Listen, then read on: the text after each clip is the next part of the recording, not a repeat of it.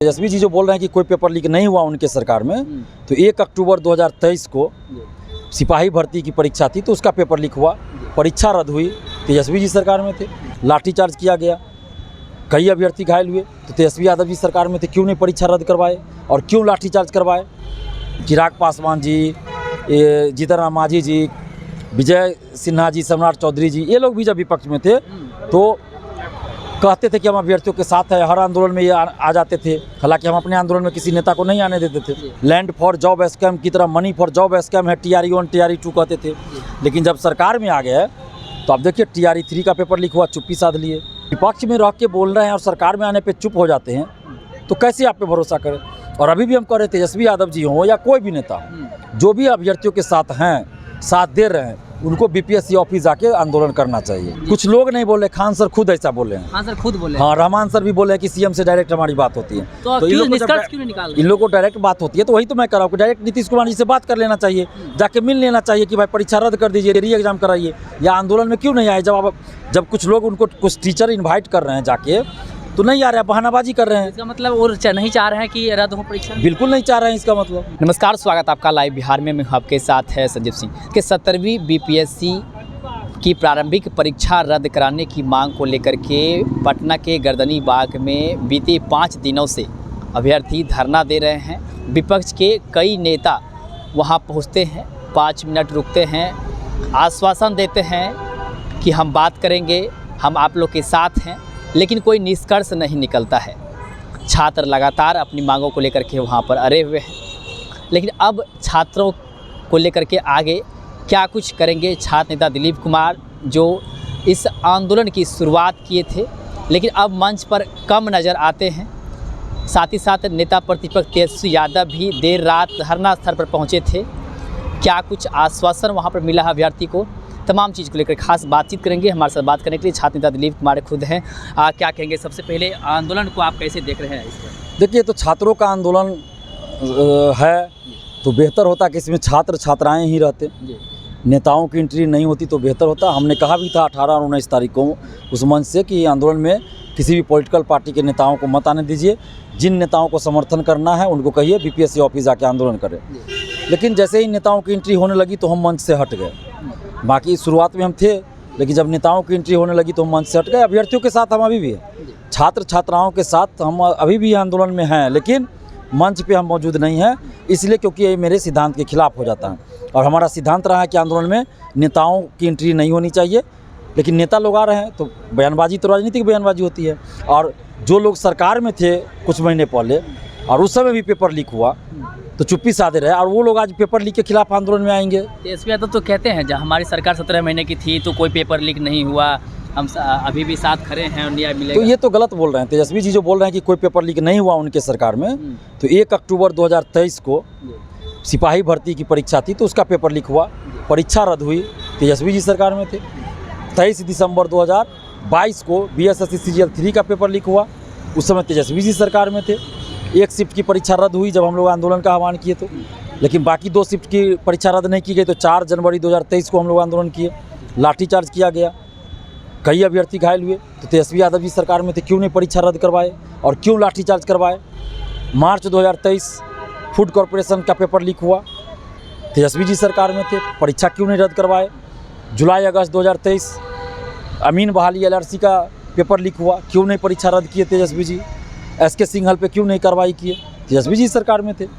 तो आके बोल देने से नहीं होगा, पिछला रिकॉर्ड भी देखना होगा। बिहार में जो भी नेता विपक्ष में रहे हैं तो वो हमेशा कहते कि हम अभ्यर्थियों के साथ हैं। चिराग पासवान जी, जीतन राम मांझी जी, विजय सिन्हा जी, सम्राट चौधरी जी, ये लोग भी जब विपक्ष में थे तो कहते थे कि हम अभ्यर्थियों के साथ है, हर आंदोलन में ये आ जाते थे। हालांकि हम अपने आंदोलन में किसी नेता को नहीं आने देते थे, लेकिन और आंदोलन में ये लोग आते थे, या जहाँ नहीं भी आए तो मीडिया में बोलते थे कि हम समर्थन कर रहे हैं, साथ में हैं।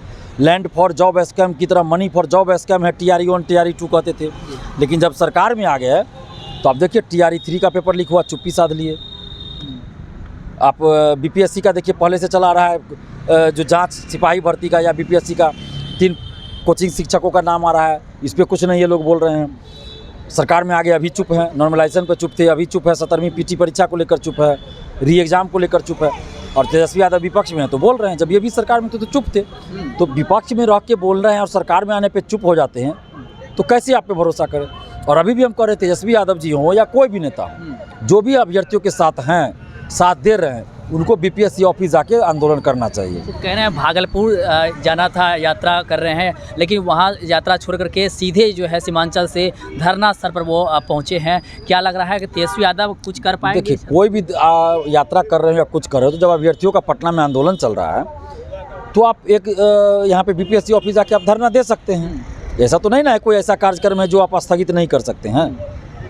बीपीएससी ऑफिस में धरना दे दीजिए, मुख्यमंत्री जी से मिलिए, बात कीजिए, तो वो चीज़ होना चाहिए, लेकिन वो तो नहीं हो रहा। आपको आप लोग क्या लग रहा है कि विपक्ष के नेता जो आ रहे हैं और भी नेता हैं, क्या ये सब बीपीएससी अभ्यर्थियों को न्याय दिला पाएंगे? देखिए, इससे आंदोलन कमज़ोर होता है। अगर आंदोलन में कोचिंग शिक्षकों या फिर नेताओं की एंट्री होती है तो इससे आंदोलन कमज़ोर होता है। सरकार को यही लगता है कि कोचिंग वाले आंदोलन करा रहे हैं, सरकार को यही लगा कि विपक्षी नेता आंदोलन करा रहे हैं। और जब पटना में कोचिंग शिक्षकों के बारे में ऐसा रहा कि पेपर लीक में संलिप्त रहते हैं, तो अगर कोचिंग शिक्षक वाले आंदोलन में रहेंगे तो आंदोलन कमज़ोर होगा निश्चित रूप से।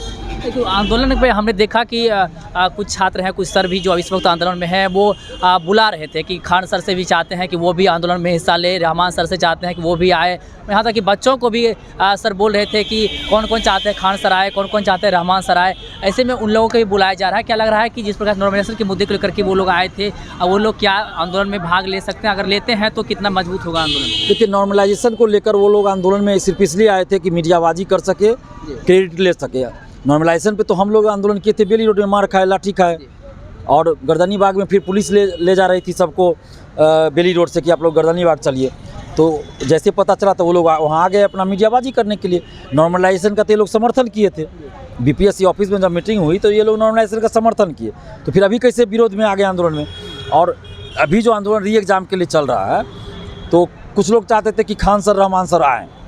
तो हमने कहा भाई कि जब इन लोग पे आरोप लग रहे हैं तरह तरह के, और खान सर के ये मॉक टेस्ट या टेस्ट सीरीज से कुछ क्वेश्चन मैच कर रहा है हूबहू, और ये लोग नॉर्मलाइजेशन का समर्थन किए, तो ये लोग आंदोलन में आएंगे तो क्या आंदोलन इससे मजबूत होगा या कमज़ोर होगा? तो कुछ वहाँ पे जो शिक्षक है, कुछ शिक्षक चाहते थे कि नहीं आए, कुछ शिक्षक चाहते थे कि यहाँ आए।